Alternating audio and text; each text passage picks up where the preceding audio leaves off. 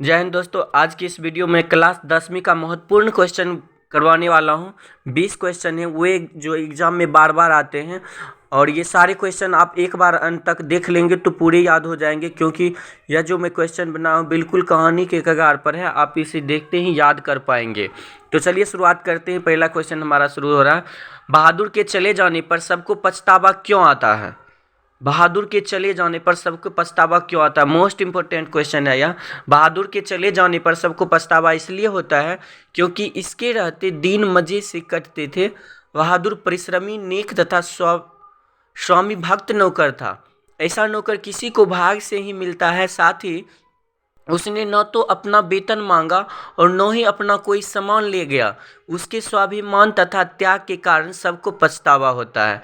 उसके इसी त्याग के कारण लेखक को कहना पड़ता है कि अगर वह कुछ चुरा कर गया होता तो संतोष हो जाता। तो समझ गए बहादुर को चले जाने से क्यों पछतावा हुआ। अगला क्वेश्चन है, मनुष्य बार बार नाखून को क्यों काटता है? नाखून मनुष्य की पशवी वृत्ति का प्रतीक है। मनुष्य इसे बार बार काटता है। पशवी वृत्ति मतलब हुआ कि पशु की प्रवृत्ति का प्रतीक है। हम लोग पहले पशु की तरह थे, तो यही क्या है, इसलिए मनुष्य इसे क्या करता है, बार बार काटता है और अपनी पशुता को मिटाना चाहता है। वह चाहता है कि उसके पास बर्बर युग का कोई अवशेष न रह जाए। इसी उद्देश्य से मनुष्य बार बार नाखूनों को काटता है। समझ में आ गया? मनुष्य बार बार नाखून को क्यों काटता? अगला क्वेश्चन है, हरिरस से कवि का अभिप्राय क्या है? हरिरस से कवि का अभिप्राय क्या है? आंसर है आपका, हरिरस से कवि का अभिप्राय राम नाम के जप से है। राम नाम के जप से है।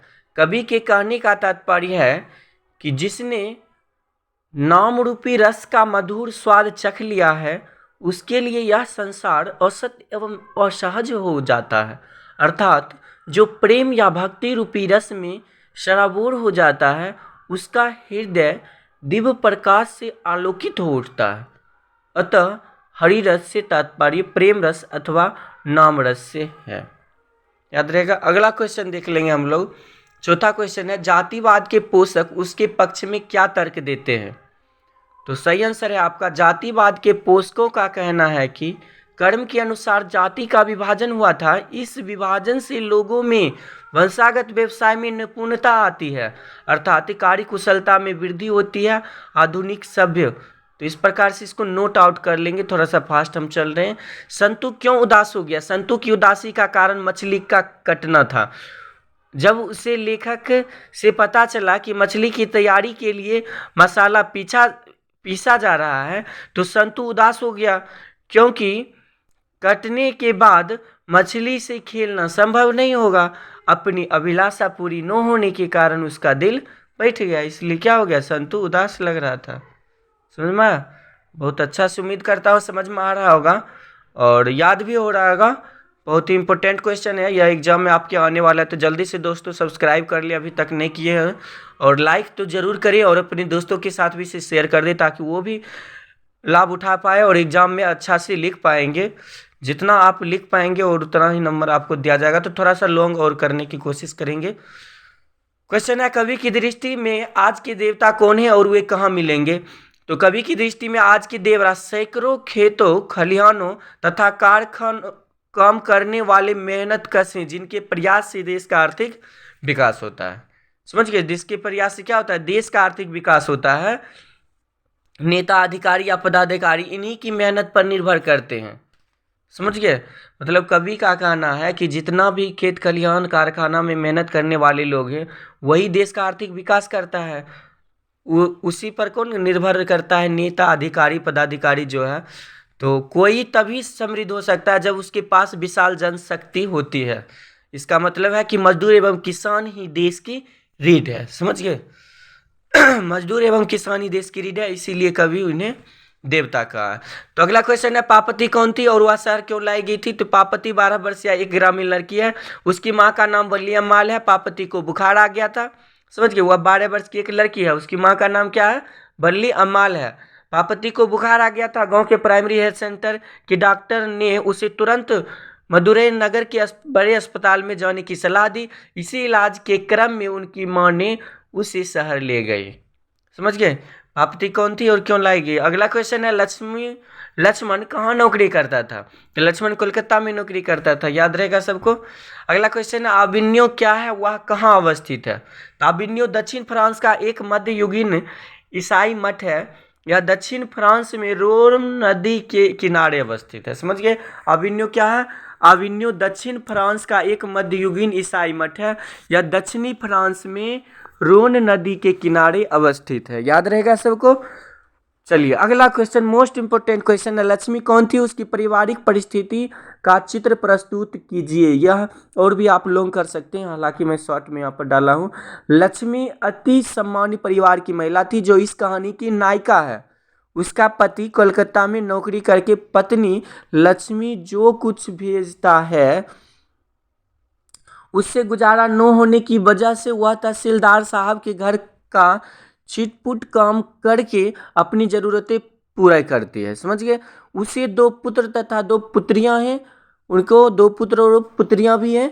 पर पूर्वजों द्वारा अर्जित 1 बीघा जमीन है जो बाढ़ एवं सूखा के कारण बोझ साबित होती है।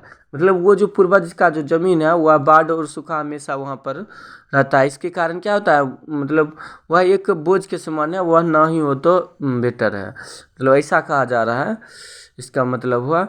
समझ गए? तूफान में घर टूट जाता है जिससे उधार कर्जा मांगकर किसी तरह कुछ बांस बांध कर उस पर पुआल डालकर वर्षा धूप आदि से अपनी रक्षा करती है।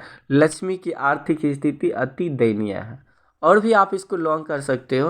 तो बहुत ही मोस्ट इम्पोर्टेंट क्वेश्चन है, इसको आप अच्छा से 1-2 बार पढ़ लेंगे और निश्चित रूप से इसको कर पाएंगे आप लोग। चलिए अगला क्वेश्चन देख लेते हैं हम लोग। तो अगला क्वेश्चन है यहाँ खोखा किन मामलों में अपवाद था? देखिए आ गया खोखा। मोस्ट इम्पोर्टेंट क्वेश्चन है, या कई बार पूछा जा चुका है। खोखा किन मामलों में अपवाद था? तो सेन साहब को 5 पुत्रियां थी। पुत्र का आविर्भाव तब हुआ जब संतान की कोई उम्मीद बाकी नहीं रही। मतलब संतान को उम्मीद नहीं था कि अब होगा, तब जाकर के पुत्र हुआ था। अर्थात सेन साहब को पुत्र तब नसीब हुआ जब पति पत्नी दोनों बुढ़ापे के अंतिम पड़ाव पर पहुंच चुके थे। यानी दोनों पति पत्नी की उम्मीद नहीं थी, बुढ़ापे के अंतिम पड़ाव पर बहुत एज हो चुका था, तब जा कर के उनको ये खोखा उत्पन्न हुआ, जन्म लिया था। इसीलिए खोखा जीवन के नियमों के अपवाद के साथ साथ, जीवन के नियम का अपवाद के साथ, अपवाद तो था ही, उसके साथ साथ घर के नियमों का भी क्या था? अपवाद था। उसके साथ साथ घर के नियमों का भी क्या था? अपवाद था। तो याद रहेगा, खोखा जन्म के नियम के साथ साथ घर के नियमों का भी अपवाद था। सब रूल उसके लिए अलग अलग बने थे और मतलब बहुत आज़ादी मिली थी। ठीक है, अगला क्वेश्चन है, भारत माता अपने ही घर में प्रवासिनी क्यों बनी हुई है? कहा जा रहा है भारत माता अपने ही घर में प्रवासिनी क्यों बनी हुई है? तो आंसर है आपका यहाँ सही आंसर है, पराधीनता के कारण भारत माता अपने ही घर में प्रवासिनी बनी हुई है। किसके कारण? पराधीनता के कारण।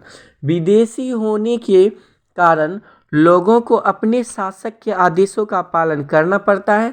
इसीलिए विदेशी सरकार के हर जुल्म, अन्याय तथा शोषण को उन्हें चुपचाप सहन करना पड़ता है। देश की संप्रभुता नष्ट होने के कारण सारे साधनों पर उनका अधिकार है। वे उसी की मर्जी से किसी संसाधनों का उपयोग करते हैं अथवा नहीं। जमीन जायदाद, शिक्षा, संस्कृति तथा कल कारखाने सब क्या हैं? बिल्कुल रूप से, मतलब भारत माता जो प्रवासिनी बनी हुई है वह सबसे मेन पॉइंट याद रखेंगे, पराधीनता के कारण। समझ गए? पराधीनता के कारण। बहुत ही मोस्ट इम्पोर्टेंट क्वेश्चन है आपका, ये भी एग्जाम में कई बार आ चुका है और आएगा निश्चित रूप से।